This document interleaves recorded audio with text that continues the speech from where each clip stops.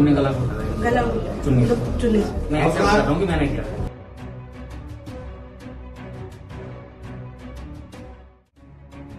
किराया मांगना एक मकान मालकिन के लिए सामान्य बात थी, लेकिन यही मांग उसकी मौत की वजह बन जाएगी किसी ने सोचा नहीं था। आरोप है कि किराएदार दंपत्ति जय गुप्ता और आकृति ने मकान मालकिन दीपशिखा शर्मा पर पहले कुकर से हमला किया और फिर गला दबाकर उनकी हत्या कर दी। वजह बार बार किराया मांगना।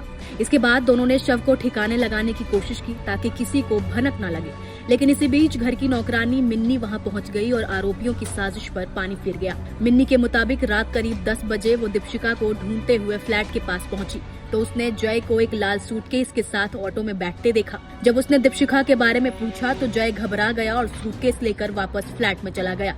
मिन्नी भी उसके पीछे पीछे अंदर पहुंची। किचन के फर्श पर खून देखा तो उसे शक हुआ।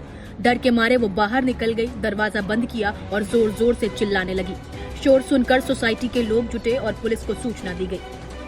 जैसे घटना की दिनांक 17/12/2025 थाना नंदग्राम पर पीआरवी द्वारा सूचना प्राप्त हुई कि औरा के मेरा सोसाइटी में एक हत्या हो गई है। मौके पर थाना नंदग्राम की पुलिस पहुंची और पूछताछ जानकारी से प्राप्त हुआ कि दीपशिखा शर्मा पत्नी उमेश शर्मा निवासी M105 औरा के मेरा सोसाइटी अपने दूसरा फ्लैट जो उन्होंने किराए पर दे रखा था F506 में किराया लेने गई थी और जब देर रात्रि तक वो नहीं लौटी तो उनकी जो मेड है उन्हें शक हुआ कि ये कहाँ है और जब वहाँ उस घर की तलाशी ली गई तो एक रेड सूटकेस के अंदर उनकी बॉडी मिली है और इसके बाद पुलिस द्वारा शव को बरामद किया गया है और अब सुसंगत धाराओं में अभियोग पंजीकृत किया गया है। परिवारजनों से तहरीर प्राप्त करके दोनों आरोपी ने अपना गुनाह कबूल किया है और वो पुलिस हिरासत में है। अन्य आवश्यक वैधानिक कार्रवाई की जा रही है। दीपशिखा के पति उमेश शर्मा ने पुलिस को बताया कि उनकी पत्नी अक्सर नौकरानी मिन्नी के साथ ही किराया मांगने जाती थी। बुधवार शाम करीब 5 बजे वो मिन्नी के साथ जय आकृति के फ्लैट पर गई थी, लेकिन उस वक्त आकृति ने जय के घर पर न होने की बात कहकर उन्हें लौटा दिया। रात करीब 8 बजे दीपशिखा दोबारा किराया मांगने पहुंची। इस बार वो अकेली थी। इसके बाद वो वापस ही नहीं लौटी। दीपशिखा के परिवार और पृष्ठभूमि की बात करें तो मूल रूप से हापुड़ निवासी उमेश शर्मा ओरा कामायरा सोसाइटी में 2 फ्लैट के मालिक हैं। एक में वो अपनी पत्नी दीपशिखा के साथ रहते थे, दूसरा जय और आकृति को किराए पर दिया था। उनकी इकलौती बेटी दिल्ली में निजी कंपनी में नौकरी करती है। उमेश फरीदाबाद की एक केमिकल कंपनी में जनरल मैनेजर हैं, जबकि दीपशिखा नोएडा के एक इंजीनियरिंग कॉलेज में प्रशासनिक विभाग में तैनात थी। रिश्तेदारों ने क्या कुछ बताया, आप खुद सुनिए।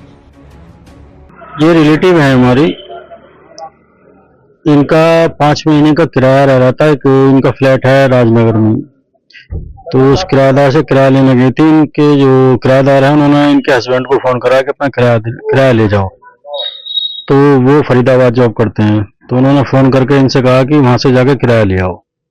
तो ये किराया लेने गई तो वहीं पर इनकी हत्या कर दी गई। किस तरीके से हत्या करें? बता रहे हैं गला दबाया गया है चुन्नी से और सिर में कुकर मारे गए हैं और उन्होंने डेड बॉडी को जो है सूटकेस में बंद कर दिया। वो उसे डेड बॉडी को कहीं छिपाने ले जा रहे थे, लेकिन जो मेड है इनके घर की वो पहुंच गई और उसने इस पूरे प्रकरण को खोल दिया।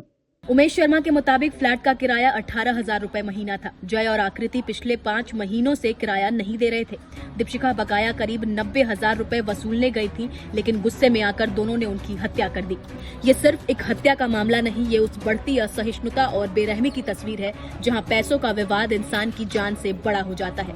किराया मांगना कोई अपराध नहीं था, लेकिन जवाब में जो हिंसा हुई उसने समाज को आईना दिखा दिया। आज गुस्सा इतना खतरनाक बन चुका है कि लोग बात करने के बजाय मारने पर उतर आते हैं।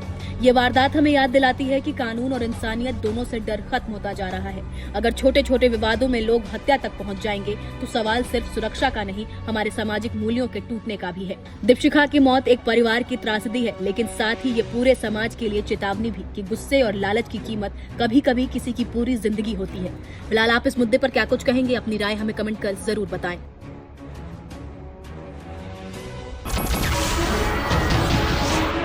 नमस्कार, मैं हूं मानक गुप्ता। अगर आपको हमारा ये वीडियो पसंद आया हो तो इसे लाइक और शेयर जरूर करें और हाँ, हमें सब्सक्राइब और फॉलो करना ना भूलें ताकि आप देश और दुनिया की कोई खबर मिस ना करें। तो जुड़े रहिए हमारे साथ और देखते रहिए News 24।